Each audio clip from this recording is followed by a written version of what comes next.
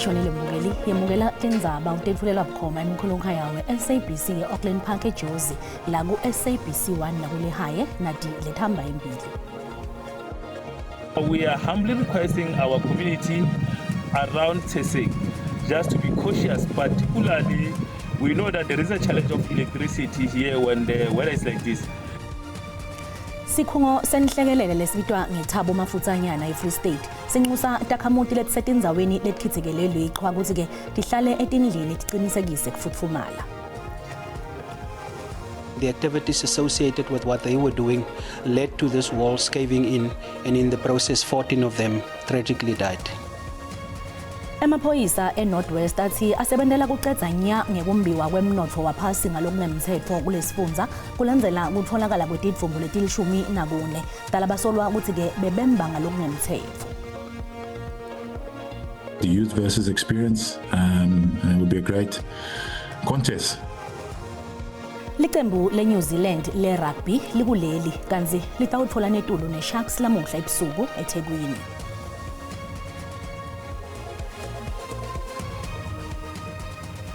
Takhamuti taseBrondale ngephandle kwelidolobha leMbombela eMpumalanga tithi kweswelakala kwendzawo lefanele yokuhlala kuthandza kuba ingcinamba ikakhulukati ngetikhatsi temoya lubandzako lota nemvula kuqale kubanza itolo ebusuku linyenti lebahlali likhukubele phase imikhukhu yalo kanzi totsa timbawula naloku ke tinebungoti. Ngikubingelele Rebecca, ngikubingelele nombukeli ekhaya sila endaweni ekubizwa ngeBrondale njengoba ubona la emva kwami ithi ngizosuka just ku-short ukuthi nikhona ukubona ukuthi indawo lenjani sesingenile la ngaphakathi sakhuluma nabahlali abasitshela ukuthi izindlu zabo most yabo bazakhe ngoplastic bazakhe nangamaplank bayasho ukuthi le weather le njengoba kubanda so nemvula inetha so abahlalisekanga kahle kulezi indlu lezi bahlala kizo most yabo sesingenile nasemakhayeni abo sabona amanzi angenile angena from phansi amanye angena la emaceleni njengoba besengishiza ukuthi abaningi babo lezi ndlu zabo bazakhe ngoplastic baphinde bazakha nangamaplank njengoba ubona bayasho futhi ukuthi iweather mayicala eba so abana choice kodwa bafanele babase umlilo umlilo lo bawubasa la ngaphakathi ezindlini leyo idala inkinga yokuthi kusuka kushe lemikhukhu le kushi owodwa nje kusuka kushe embadlanyana njengoba ngisho ukuthi basebenzisa yona le mbawula le bayibasayo la ngaphakathi emakhayeni abo ukuzama ukuzifudumeza bayasho ukuthi inkinga futhi ukuthi lentuthu isala iphelele la endlini bese ibavala ifuba especially laba abahlala kule makhaya nabantwana. Kanti ke kumisiwe kufunza nekufundisa etikolweni lethikamethwe kokhithika kweliqhwa eMpumalanga Kapa njengoba ke lesimo selitulu lesibi sichubeka kulesifundza. Sikumhlaba waseHlokwenge ngaphansi kweJoqabi district uzakhumbula ukuba ke zezinye izindawo eziba neCape elinenzi ngakumbi kulommandla waseJoqabi nase-Alfred ngaphansi kwamatatiyele namhlanje ke sithe nje sihamba kwindawo ezininzi zahlukeneyo sakufumanisa ukuba izikolo ezininzi zivaliwe imoto endleleni zimbalwa kakhulu ngenxa yokuba indlela imkibilikezi kanti ke kwezinye indawo kuyabonakala ukuba kusazoke mhlawumbe kuthatha ixeshana ukuba kubuyele esimeni izindlu ziqhonywe liCape kodwa ke nayo utata apha walapha kuhlala ucaza mhlawumbe ba linichaphazele njani eliCape tata. EliCape tata lisichaphazele kakubi kakhulu ngoba apha ekuhlaleni apha eTlokweni uzafumanisa kuba nombane ubalekile kwatsho zonke izinto zamantli kwathuleka siye nasemfuyweni yethu imfuyo yethu because boke kwachiswa kho kwanto yenzekayo at the same time izikolo ke wona kusiwese because izikolo zethu zisezilalini. Masibuye thathe unkosi siyazi uba mhlekazi ulehana zikhona izinto obona kuba zinichaphazeleke ngenxa yeCape. Kangako kona nje akho nto inkulu kakhulu ichaphazele kona imfuyo yona ibethekile ngokwalomzuzu ngexesha kodwa ke yona iCape le silivuyela kuba kanti besiwile iCape le silapho siyakufaza usifumana emveni kwalo kuyabakho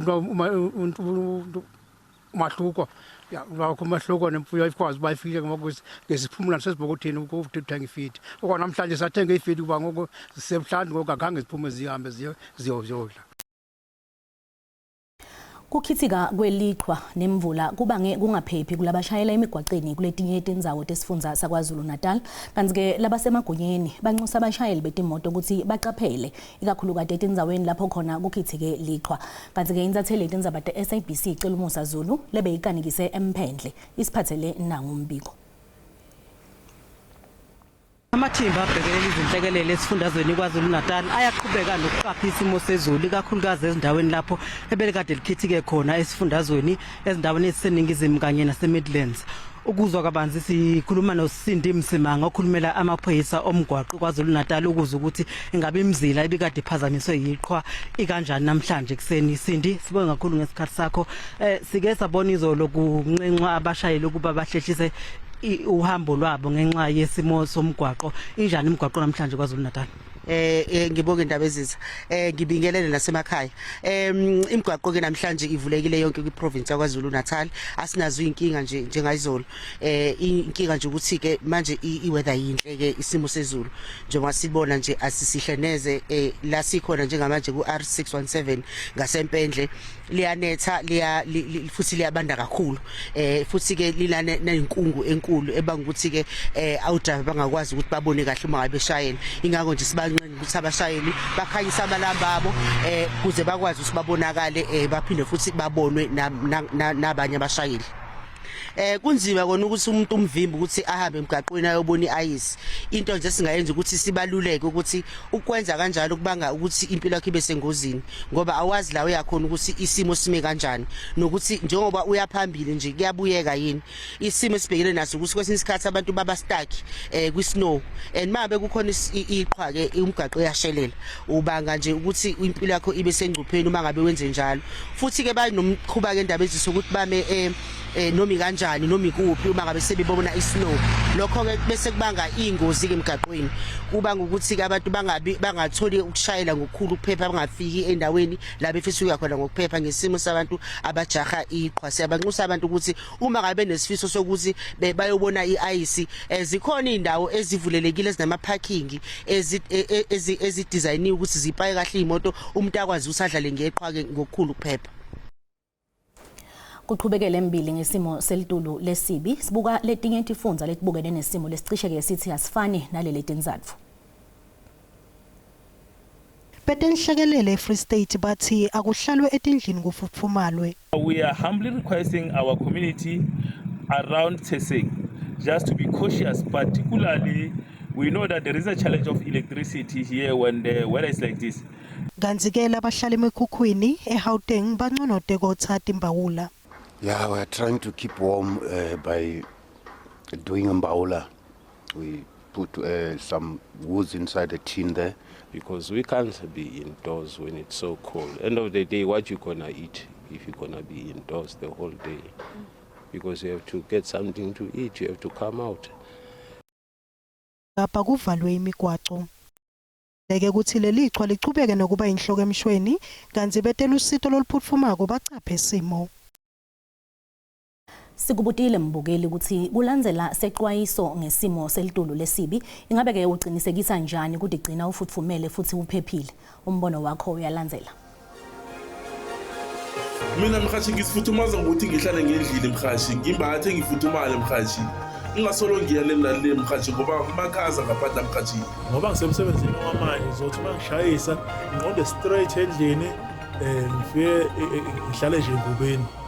Isimo selitulu masisomgcoba amajezi nginatshelelitiya ngilayithene hita kusiza ukuthi mangabe sibasimba sibheke sivula amawindi okungena lengena umoyana ngoba imbawula ingozi uma ngabe kuvaliwe endlini okunye nomlilo lo waphansi ungashisi impahla siubheke ukuthi ke ukuthi angakanani nempahla. Lona ngombono wembukeli iSABC ethe first ukuthi iphendvulela ngawo. Likhomishana lamadlanga live tetfulo letehlukene ngeludzaba lwemiculo yengohlakalo lebeyibukene naBrigadier Dineo Mogwele.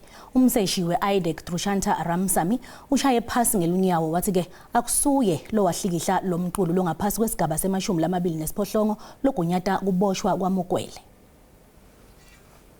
Ramsey utshele likhomishana lamadlanga ukuthi lebeka inhloko yeIDEC Advocate Andrea Johnson wathukisa lelikhomishana nakathi ngoRamsey lokwahlikihla incwadi levuma kuphenya Brigadier Dineo Mukwela. Lelikhomishana liphindze lakhonjwa ema-email lafakazela ukuthi imininingwane iqale indlule kulamanye amalungu e-IDEC ngaphambi kokuthi indluliselwe kubaseshi. At the bottom of the page, we have Mr. Tlale's email where he says, "Hi ladies, these are the soft copies of your authorizations."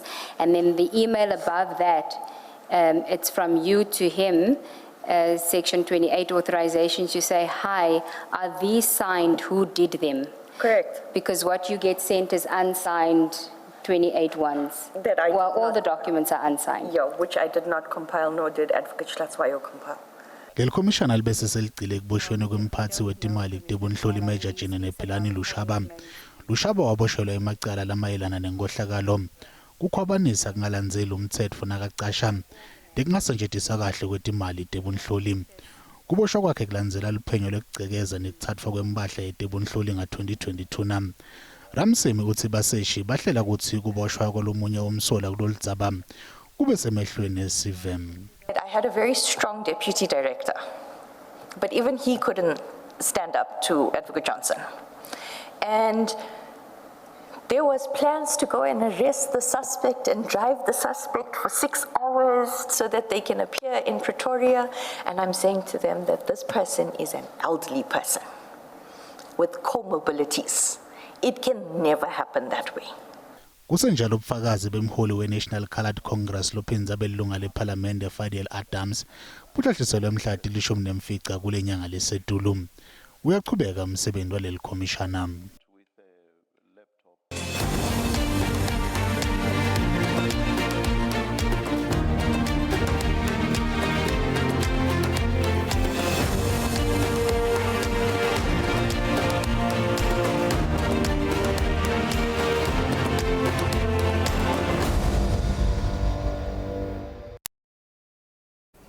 I-SABC ithi ilulungele lolukhetho lolutako labohulumende betindzawo kepha iyexwayisa ngekuthi ke kusekelwa ngetimali lokwengetiwe kutawuba mgqokwa kakhulu ekuphotfuleni emalungiselelo ayo.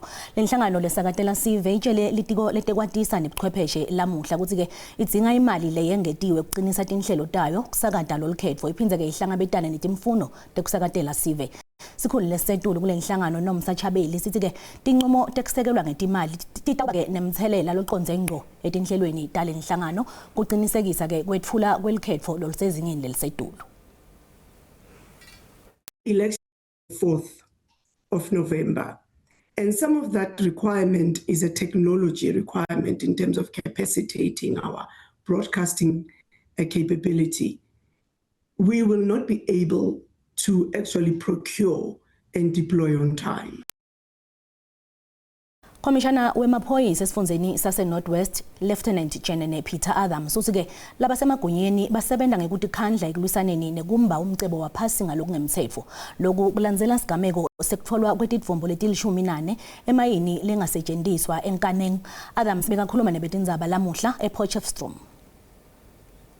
The proliferation of illegal mining activities in the Northwest remains a major concern. We've seen the recent development with the passing of 14 illegal mine workers in the Nkaneng area. It appears that these illegal miners were actually operating in a disused dumping site. But this site as well has been used by a mining company called Stanza Trading, which has actually gotten a permit to explore the area. So it appears that in the past 2 days, there was the fencing of that area was compromised, leading to those illegal miners gaining entry into that area. Unfortunately, the mudslide there led to the collapse of the walls there, and these 14 illegal miners succumbing. We understand from police that 8 others were hospitalized, and from those 8, 3 were released but kept in police custody. But for a better understanding about this brazen activity and its unfortunate, taking the lives of these illegal miners, we understand that the loss of life is never a good thing, but at this point, these people likely put themselves in danger. Indeed so. Mining on its own is a very high-risk operation, and for them, without the necessary knowledge, to put themselves in harm's way like that is unfortunate. This dumping site, the walls of this dumping site is not very stable, and I think the activities associated with what they were doing led to this walls caving in, and in the process 14 of them tragically died. Thank you so much for your time, General. You heard it for yourself there, police explaining to us that investigations continue. The land area there is still very precarious and posing quite significant threat, but they are ensuring that they work around the clock to ensure that if there are any others still stuck underground, those efforts to retrieve them will be then conducted. From us here, back to you in studio. Kuletinye ke nasibuya ititolo. Kuhlwe mini kubatali bebantwana labanebantwana labafundza etikolweni letitimele lekuthiwa adikho emthethweni.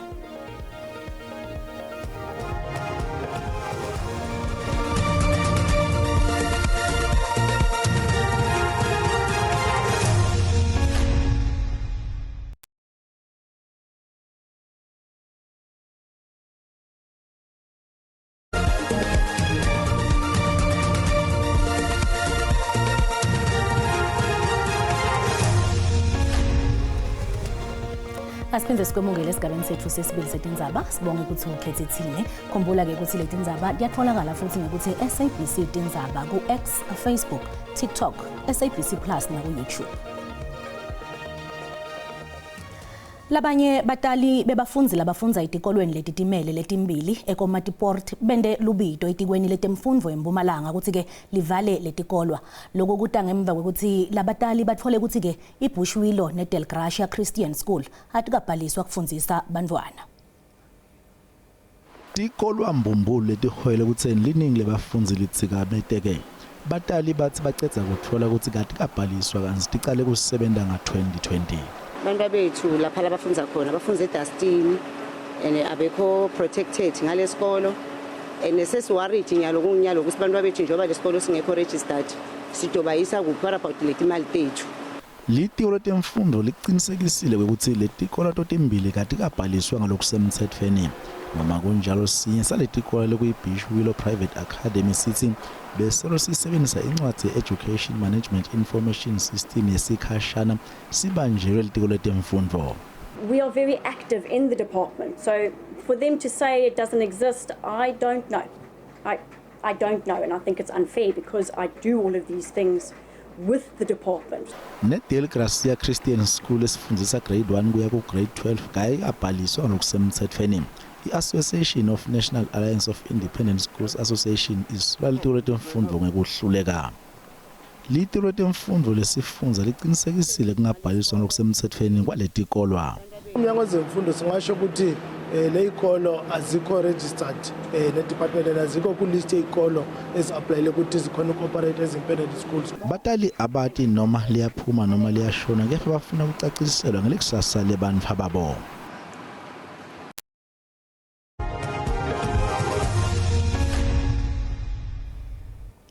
Senyukile sibalo sekweswelakala kwemisebenzi kuleli njengoba imininingwane yebetibalwa ikhomba kwenyuka nga-33.6 wema% ekoteni yesibili lokusho ukuthi isenyuke nga-0.9 wema% nasicathaniswa nekota yokuqala kunginyalo sibalo sebantu labangasebenzi sime ku-8.5 million.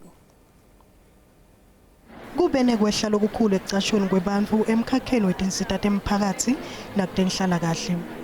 Kanti ke emkhakheni wetekwakha kwehle nga-100,000 kutekufutsa nga-30,000 kube mikhakha letimele leyehle nga-28,000 lesimo sithinza insha kakhulu.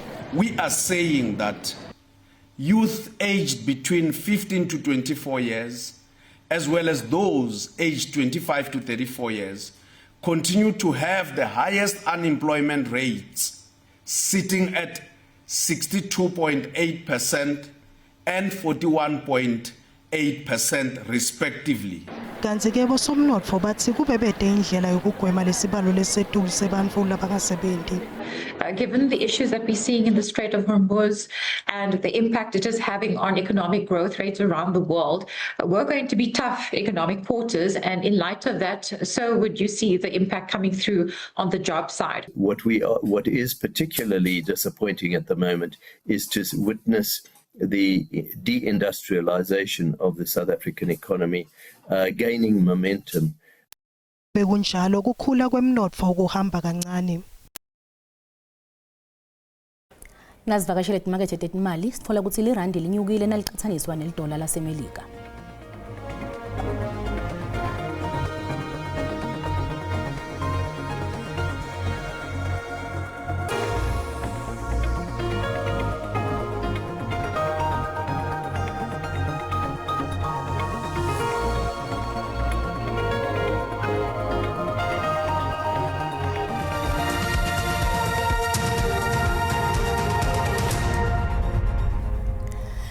Iqembu le-New Zealand le-rugby likuleli kanzi litawutfula netulu ne-Sharks lamuhla ebusuku eThekwini emidlalweni wekulungiselela isizini lensha.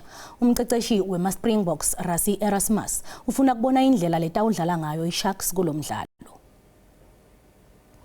Kanzi-ke kunasindisiwe Mlangeni kuligwalagwala FM. Sindisiwe.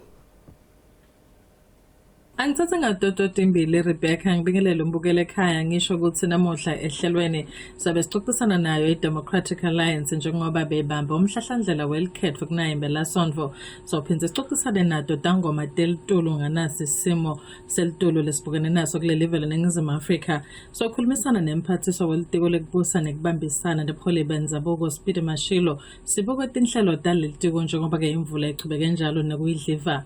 Angithatha tinsambo ngitibuyisele eGoli.